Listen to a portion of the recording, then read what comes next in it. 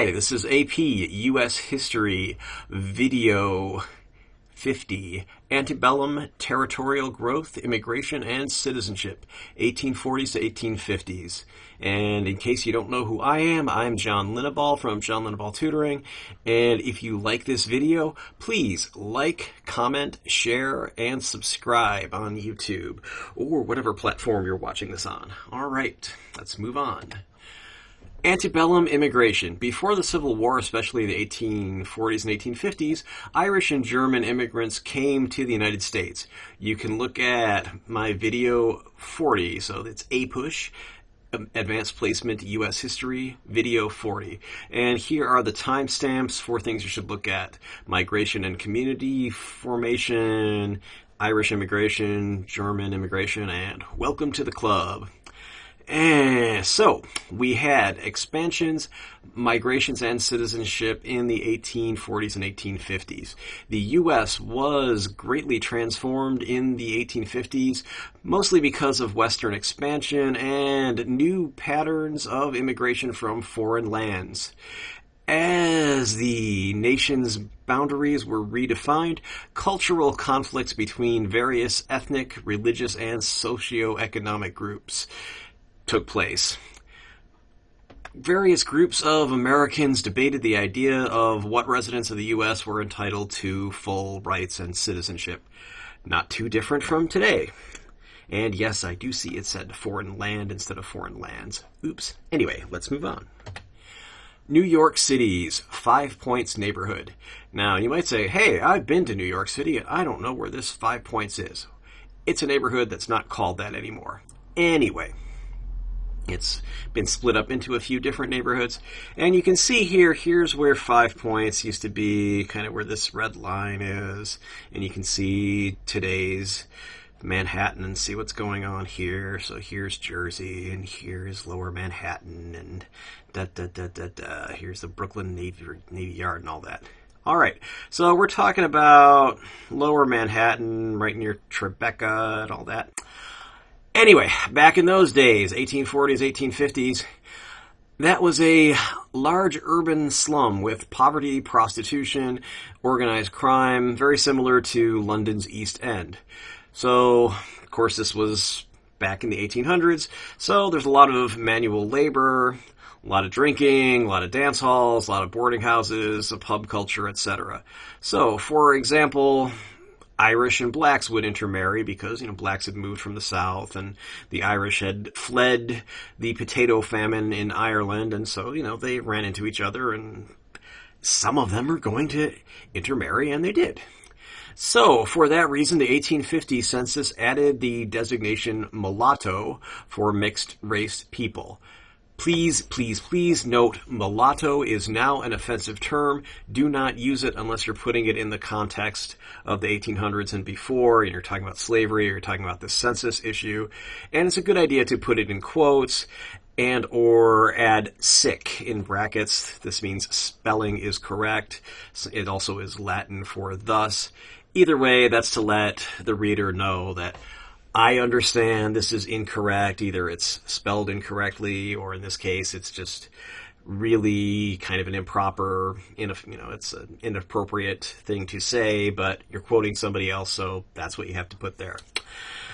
If this is a direct quote, you can use sic, and you can use quotes if it's a direct quote as well. Other than that, I would say leave it alone. For more information, you can go to the 5 Points Manhattan Wikipedia entry, and here is the URL for it if you are interested in that. I will also make sure that's in the information, in the description. All right, let's move on. Overview of the 5 Points. The 5 Points, or the 5 Points, so 5 Points or the 5 Points, was a 19th century neighborhood in Lower Manhattan in New York City. The 5 Points were built partially on land which filled Collect Pond, a local freshwater lake. 5 Points was the area defined by Center Street to the west. Notice the British spelling of this. That's the way it's spelled even today. And the Bowery to the east. Canal Street to the north, and Park Row to the south. The 5 Points gained international notoriety as a crowded slum infested with both disease and crime. The 5 Points existed as a slum for over 70 years. As the 20th century passed, the 5 Points were gradually redeveloped to form different neighborhoods. Streets changed and closed.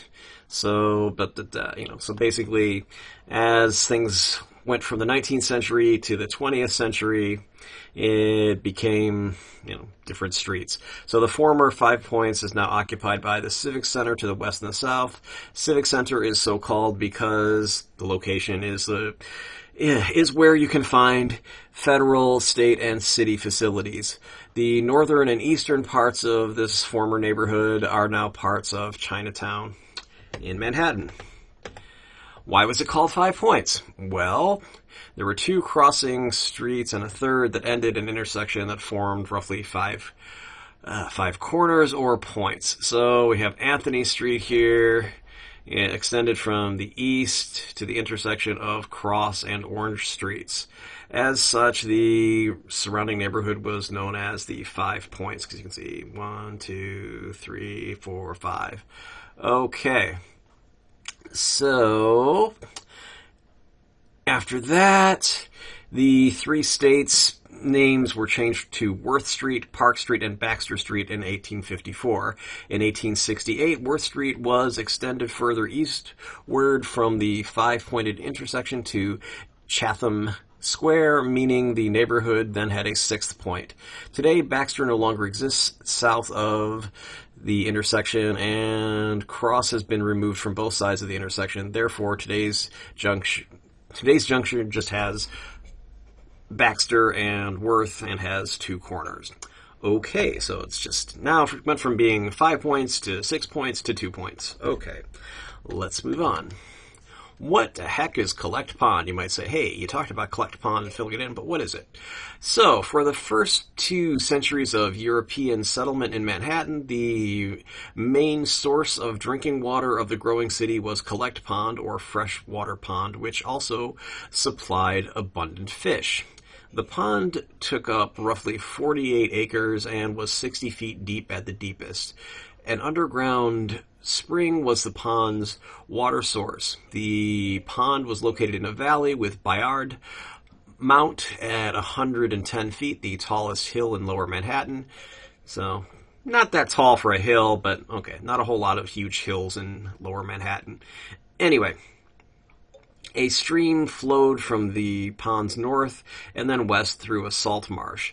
After the salt marsh was drained, it became a meadow known as Lisbernard Meadows. The stream followed the salt marsh to the Hudson River.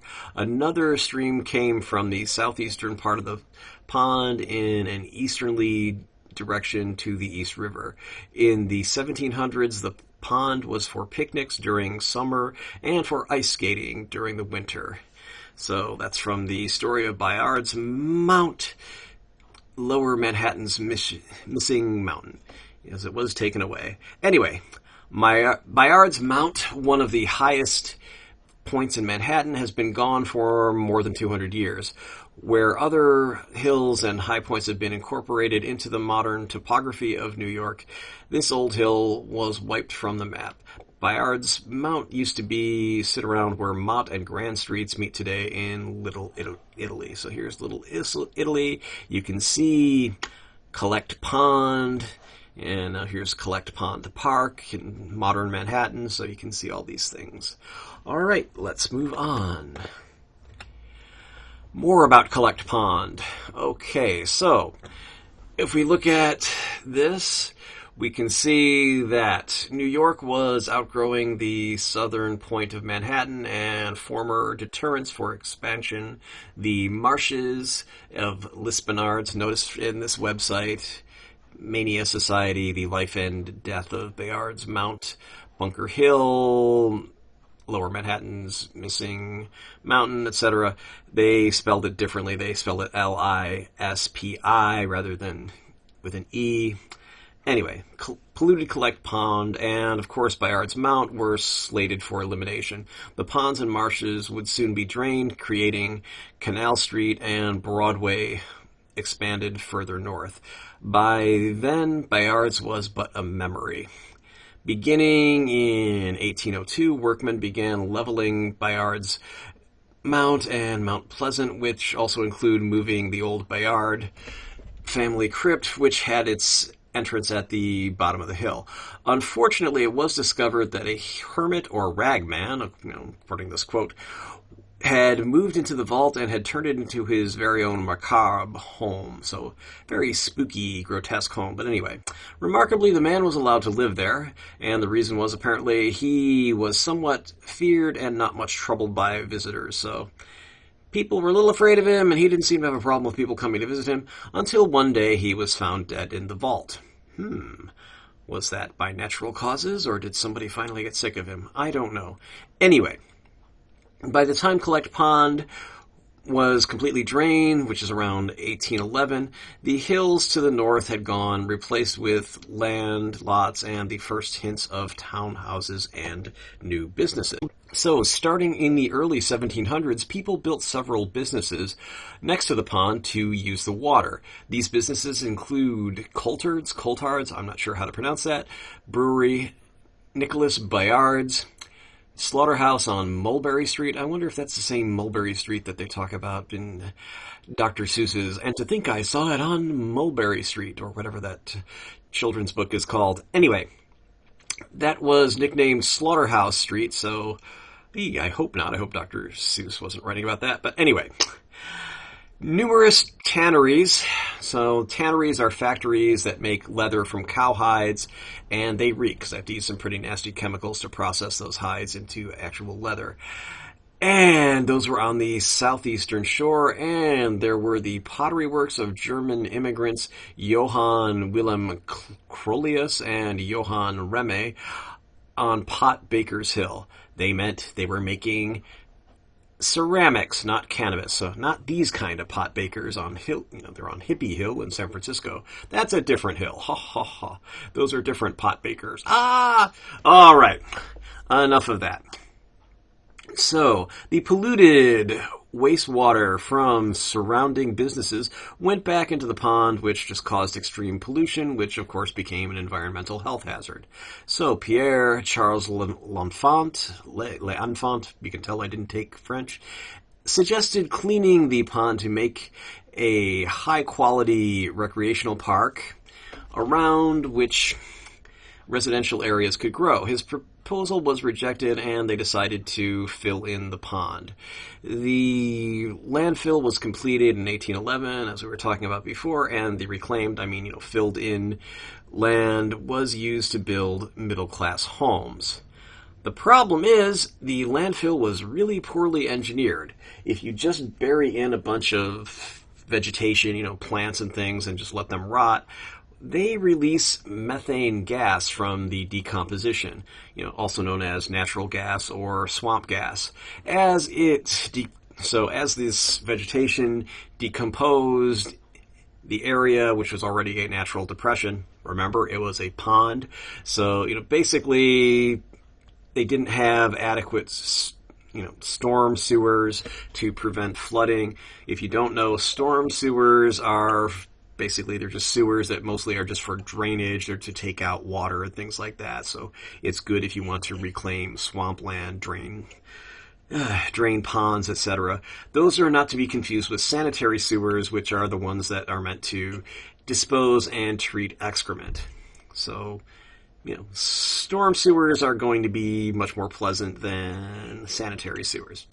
Anyway, as a result, the ground, As a result, the ground gradually subsided.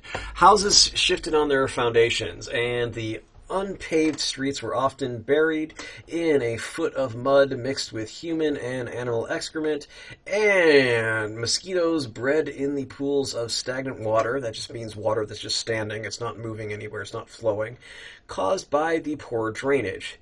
Most of the middle and upper class inhabitants fled the area, leaving the neighborhood open for poor immigrants to move in, and they began to arrive in the 1820s. This influx reached a height in the 1840s with large numbers of Irish Catholics fleeing the Great Famine, also known as the Irish Potato Famine. Antebellum opposition to immigration. Nativism.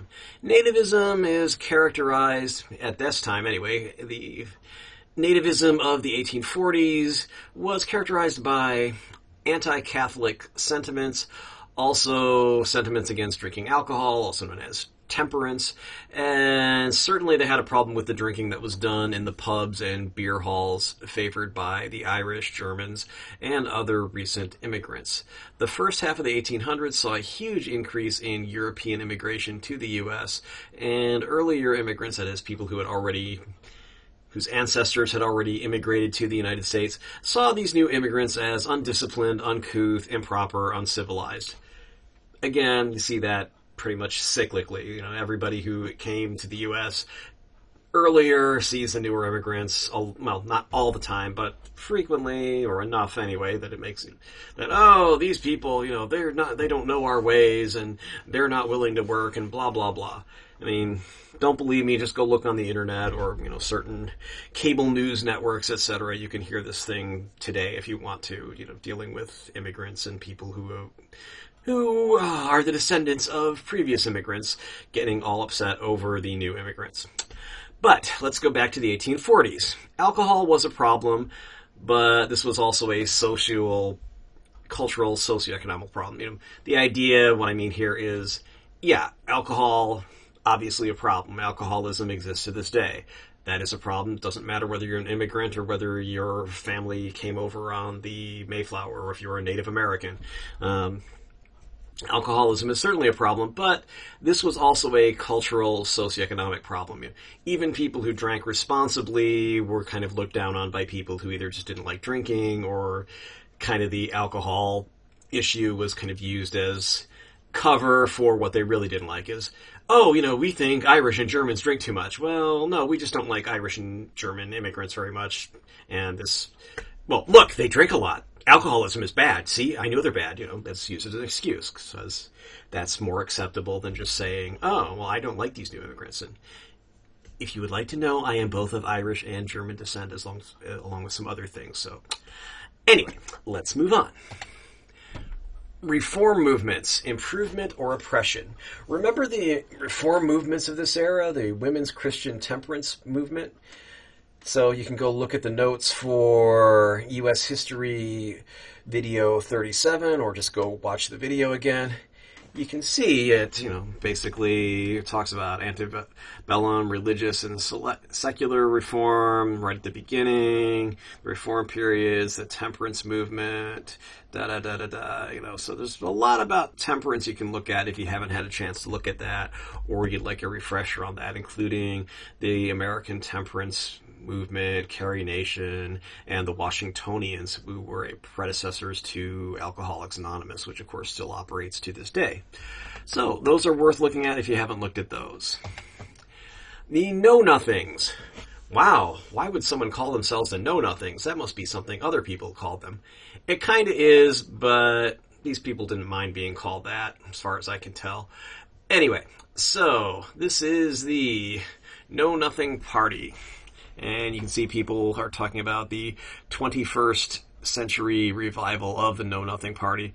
There are people who still want the same thing. Again, if we look through history, certainly American history, you see these things happening again and again and again. So, people say, oh my God, people are immigrating and they're threatening our way of life, and we need a square deal for the American working person who already lives here, But we'll get into that in a second. Who were the Know-Nothings? Well, the Know-Nothings were originally a secret society of men, and they were officially named as the Native American Party before 1855.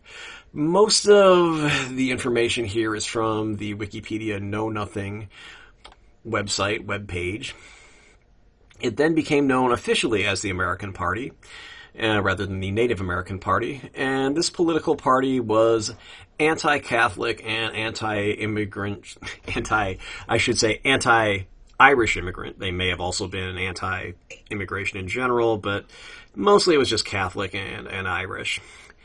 And so this was basically in response to mass Irish immigration in the 1840s and 1850s. Know-Nothings won elections in several U.S. states, especially the Northeast. The reason for the anti-Catholic sentiment in this period, the 1840s and 1850s, was that's basically when you had mass immigration of Irish and German Catholics to the U.S. The Know-Nothings evolved into a populist and xenophobic. That means they didn't like strangers. They didn't want people who were coming from other countries, kind of like a lot of movements today. And this party was actually pretty progressive in that it favored labor rights and increased government spending, regulation of industry, expanded rights for women, and other measures that are generally intended to benefit the working class. So it's an interesting mix of pretty progressive things with really regressive things like, oh, we don't like certain immigrants, but we want women to have, rights, and we want to have, a lot of rights, and we want the laboring people to be able to have fair wages, etc.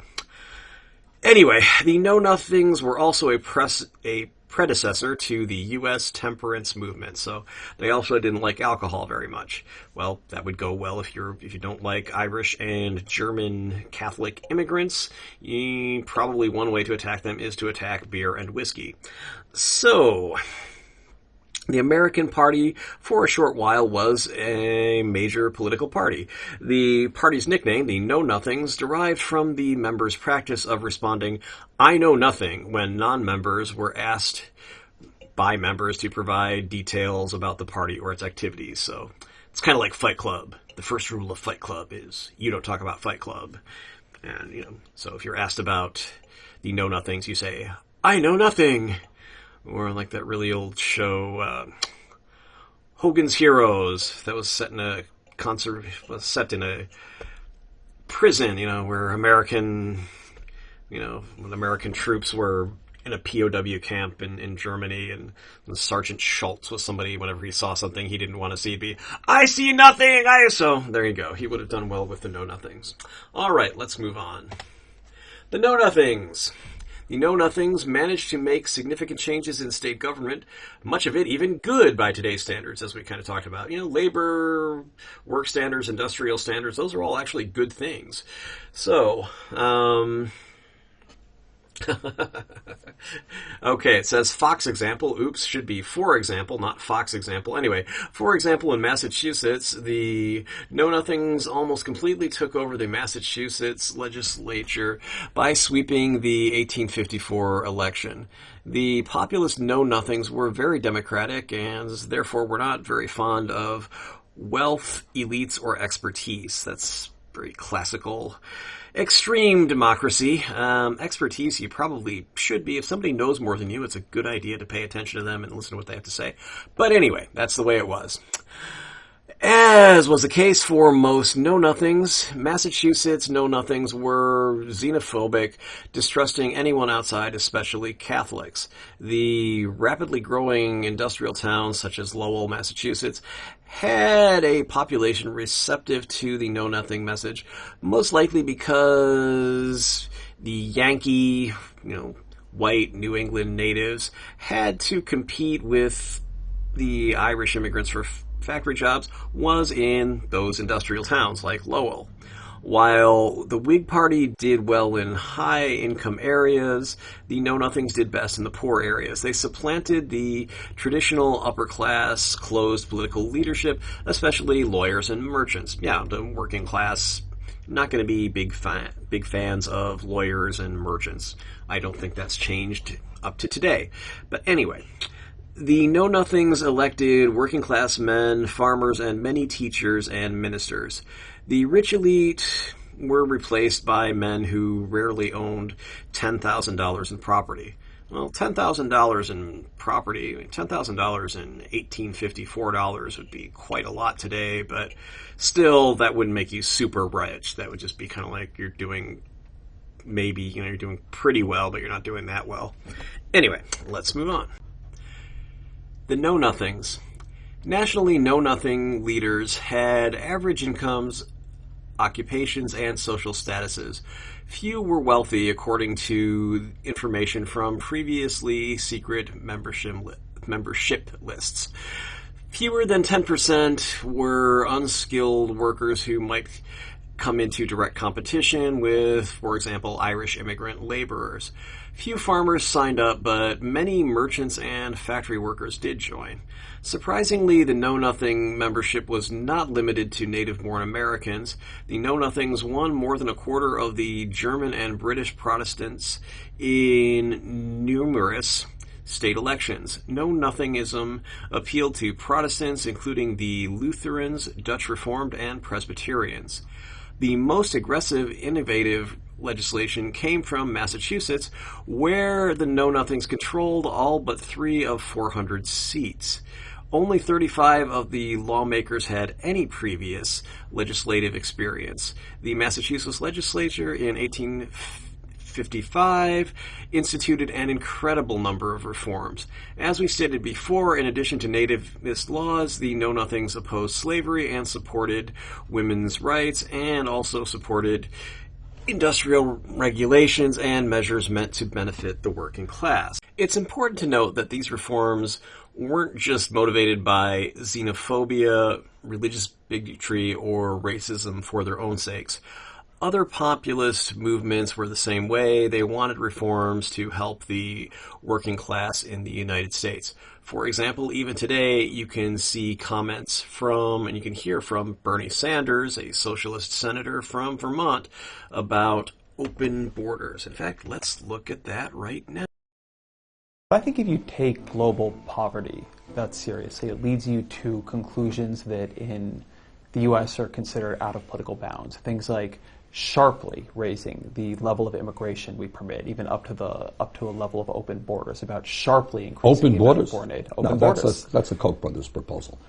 The really? idea, of course, I mean that's a right-wing proposal, which says essentially there is no United States. The Know-Nothings in context. Be sure to be able to compare and contrast the Know-Nothings to the populist movement of the 1800s. Think William Jennings Bryan, the free silver movement, etc. of the late 1800s. Also, maybe with the Tea Party of, the early 2000s, 2010s, etc., the Trumpist movement, Trumpism of recent years, etc. Also, you want to compare it to Jackson's presidency. Again, see video 35 that I referenced earlier. All of these movements had tons of xenophobia, racism, religious bigotry, but the popular movements were also reactions to unpopular policies of the political and economic elites who were seen as corrupt. They were attempts to help the common person. So they actually had some really progressive things as far as labor rights and trying to help the little guy or little woman, little men, little women, people who are not that powerful. So it was a mixed bag, and you have people who weren't perfect, so you had imperfect movements. Anyway, that's all I have to talk to you about. Now we can just move on to what I always put at the end of my videos. Did you find this video useful? Please like it and subscribe to my channel. Neither action costs you anything. You'll be alerted about my new videos. Why? It's really simple. YouTube doesn't let me share any ad revenue unless I have 1,000 subscribers and 4,000 hours, that's 240,000 minutes, of view time in a year. While many people are watching these videos, I don't have 4,000 hours of watch time in the last year. I do, however, have 1,000 subscribers, actually more than 1,000 subscribers at this time. So thank you so much to everyone who actually helped me out by subscribing. Ad money will help me make more of these videos. And speaking of ad money, if you've seen an ad during this video or my other videos, please know that I did not get any of the ad money, and I won't until I have the subscribers and view time that YouTube demands. For the same reasons, you are not only welcome but encouraged to share links to this video, put it in playlists, etc. I gladly read and respond to constructive criticism or suggestions for new videos that are also constructive. I reserve the right to delete comments such as troll posts or spam for obvious reasons. Nobody likes trollers and spam. You can hire me for tutoring. We can do it online through Zoom or some other similar internet platform, or we can meet in person. I live in the San Francisco Bay Area, so if you're around there, it's pretty easy for me to come see you. I do travel to other cities sometimes, so you can always contact me and ask me if I'm going to be in your city, and that's another way that I might be able to meet with you in person. Thanks for watching, and my contact information follows. You can contact me on Facebook, facebook.com/Linneball Tutoring, all one word. Instagram, it's instagram.com/John.Linneball.tutoring. And the phone number, this is my cell phone, 415-623-4251. You can always call me or leave a text message. Email, you can always email me at john@johnlinneball.com. Website, you can reach me at johnlinneball.com or johnlinneballtutoring.com. They take you to the same website. And you can also find me at testpreparation.locals.com and at lbry.tv at John Linneball Tutoring. That's a nifty little site, lbry.tv. My actual postal mail address is John Linneball Tutoring at 1859 Powell Street, number 109, San Francisco, California, 94133. And finally, please note, this video is not a substitute for your classes, etc., or the text or anything else. This video is based on Barron's AP U.S. History Review Book, the 4th edition. Some of them it's the 5th edition. Anyway, or any other sources used in the video description and my general knowledge of U.S. history. While these videos should all help you do well on the AP U.S. history exam, I can't be responsible for what your teacher thinks is important and asks you about on his or her own tests, homework, etc. Please, please, please read your class texts, and please pay attention to what your teacher says in class, because that will help you do well on the tests and homework, etc., that are not the actual AP US History exam. All right, have a nice day.